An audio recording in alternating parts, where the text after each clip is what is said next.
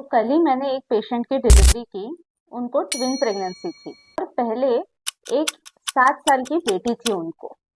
बहुत दिन से ट्रीटमेंट ले रहे थे पर प्रेगनेंसी रुक ही नहीं रही थी।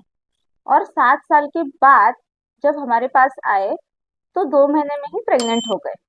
पर इस बार उनको ट्विन प्रेगनेंसी थी। पहले तो बहुत खुश हुए कि प्रेग्नेंट हो गए, वाह, इतने 7 साल से वेट कर रहे थे और अभी गुड न्यूज आ गई। पर फिर पेशेंट की सास ने बोला कि पहले चेक करवा लो कि लड़का है या लड़की, क्योंकि पहले एक लड़की है 7 साल की और अभी ये ट्विन प्रेगनेंसी में अगर फिर से लड़कियां हो गई तो उनका दहेज कौन देगा। इसलिए सास बोली कि पहले चेक करवा लो लड़का है या लड़की, अगर लड़की होगी तो प्रेगनेंसी गिरा देना। मैं बहुत चिल्लाई। मैंने बोला ये सब इलीगल है, ऐसे कोई करता है क्या, जेल हो जाएगी। इतना सब चिल्लाने के बाद उन्होंने सुन लिया और फिर प्रेगनेंसी कंटिन्यू की। कल ही उनकी डिलीवरी हुई और दोनों फिर से लड़कियां हो गई। तो पेशेंट की सास और पति मेरे पास आके रोने लगे कि ये क्या किया मैडम आपने। ये सिचुएशन बहुत कॉमन है। हर पेशेंट को लड़का ही चाहिए।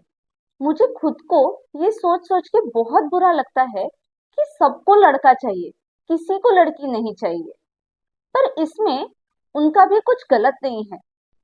आज मैं जो ये बात बोलने जा रही हूँ, ये वीडियो देखने के बाद बहुत सारे लोगों की फीलिंग्स हर्ट होगी, पर ये बात बोलना बहुत जरूरी है। अभी नवरात्रि का टाइम शुरू है, हमारी देवियों का त्योहार शुरू है। मैं किसी भी स्त्री का अपमान नहीं करना चाहती। हालांकि मैं तो ये बोलूंगी कि स्त्री है तो जीवन है, तो सृष्टि है। अगर स्त्री नहीं तो सब कुछ वीरान है। पर हम जब सोसाइटी में देखते हैं कि सबको लड़का चाहिए, किसी को लड़की नहीं चाहिए, तो कुछ तो रीजन होगा। तो जितना मैंने सोचा और समझा, तो मेरे हिसाब से ये एक रीजन हो सकता है कि किसी को लड़की नहीं चाहिए, सबको लड़का ही चाहिए। और ये रीजन मैं मेरे हिसाब से बता रही हूँ, शायद मैं गलत भी हो सकती हूँ। तो माँ बाप अपने बच्चों को, लड़का हो या लड़की, सेम एजुकेशन देते हैं, सेम शिक्षा देते हैं।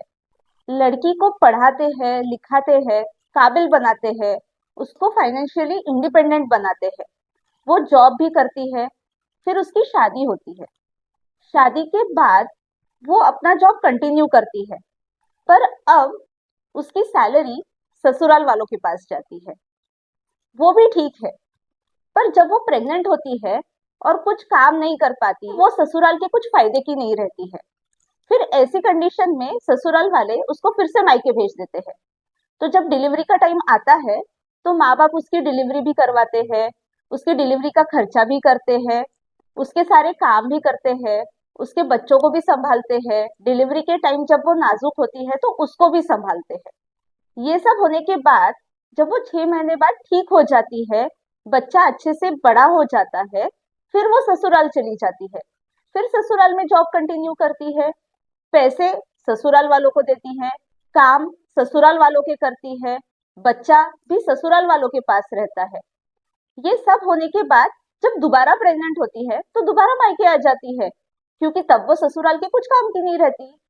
फिर माँ बाप के पास आ जाती है, फिर डिलीवरी का खर्चा माँ बाप करते हैं, फिर उसके सारे काम माँ बाप करते हैं। फिर जब ठीक हो जाती है फिर से ससुराल निकल लेती है दूसरा बच्चा लेके। तो इसका मतलब है कि लड़की के कष्ट सारे माँ बाप झेले, उसके सारे खर्चे माँ बाप झेले, पर माँ बाप के लिए वो कुछ नहीं करेगी। माँ बाप को सिर्फ कष्ट देगी और जो भी सुख है, जो भी पैसा है, वो ससुराल वालों को देगी। तो ऐसा घाटे का सौदा कोई क्यों ही करेगा। मैंने मेरे कितने सारे फ्रेंड्स देखे हैं, कलीग्स देखे हैं। कोई डॉक्टर है, कोई इंजीनियर है, कोई पुलिस में है, पर इस सब के बावजूद भी शादी होने के बाद वो अपनी सारी सैलरी या तो हस्बैंड को देते हैं या ससुराल वालों को देते हैं। लड़की को फाइनेंशियली इंडिपेंडेंट बना दिया, उसको पढ़ाया लिखाया, उसको काबिल बनाया, उसके बाद वो अपना सैलरी पूरा ससुराल वालों को दे रही है। वहां तक भी ठीक है, उसकी शादी की, उसका सारा खर्चा माँ बाप ने किया, दहेज भी दे दिया, लड़की भी दे दी, लड़की की सैलरी भी दे दी। फिर डिलीवरी का टाइम आया, वो जब कुछ काम की नहीं रही तो वो फिर से मायके आ गई, फिर से डिलीवरी का भी खर्चा कर दिया, पहले बच्चे का कर दिया, दूसरे बच्चे का कर दिया, और ये सब माँ बाप ने खर्चा कर दिया, अपने कष्ट दे दिए बच्ची को, और फिर वो जब ठीक हो जाती है तो वो ससुराल चली जाती है उनकी सेवा करने, उनकी मदद करने, उनके काम करने। तो लड़की के माँ बाप का क्या? ये मैं उन लड़कियों की बात बोल रही हूँ जिनको भाई भी नहीं है। तो वो माँ बाप की सेवा कौन करेगा? अगर ये नहीं करेगी तो कौन करेगा? तो उन्होंने तो गलती कर दी ना, एक लड़की को जन्म देके, उसको पढ़ा के, उसको काबिल बना के। उनको तो कोई सुख ही प्राप्त नहीं हुआ, पर तो भी आज जब वो बूढ़े हो रहे हैं तो वो लड़की जाके ससुराल वालों की सेवा कर रही है। तो माँ बाप की सेवा कौन करेगा? क्या ये उसका कर्तव्य नहीं है? तो इसलिए माँ बाप बोलते हैं कि लड़का हो जाए तो एटलीस्ट हमारे बुढ़ापे का सहारा रहेगा, हमारी वो बुढ़ापे में सेवा करेगा। और सिर्फ लड़का नहीं करेगा, बहू भी आके सेवा करेगी। तो इसमें वो गलत क्या सोच रहे हैं? और फिर सब बोलते हैं कि सबको लड़का चाहिए, लड़की तो किसी को नहीं चाहिए। अरे तो अगर लड़की एक डेड इन्वेस्टमेंट है और सिर्फ जिंदगी भर आपको कष्ट ही लगने वाले हैं, आपका पैसा ही उस पे खर्च होने वाला है, आपको इन रिटर्न कुछ नहीं मिलने वाला है, तो ये तो डेड इन्वेस्टमेंट हो गई ना। ऐसा घाटे का सौदा कोई क्यों करेगा? तो इसलिए हर एक को लड़का चाहिए। इसमें कुछ गलत है? ये तो सोसाइटी की गलती है ना, वो माँ बाप की क्या गलती है? अगर उन पे इतना प्रेशर है तो वो क्या करे? वो भी तो चाहेंगे ना कि उनके बुढ़ापे में उनका भी कोई सहारा हो, उनकी भी कोई सेवा करे। जब वो कुछ काम नहीं कर पा रहे तो इसमें गलत क्या है एक्सपेक्ट करना? अगर किसी को भी मेरी बात गलत लगी हो तो मैं तहे दिल से माफी मांगना चाहती हूँ, पर मैं सच में इस सवाल का जवाब चाहती हूँ कि जो माँ बाप लड़की को जन्म देते हैं, पढ़ाते हैं, लिखाते हैं, काबिल बनाते हैं, क्या उस लड़की का उन माँ बाप के प्रति कोई कर्तव्य नहीं है?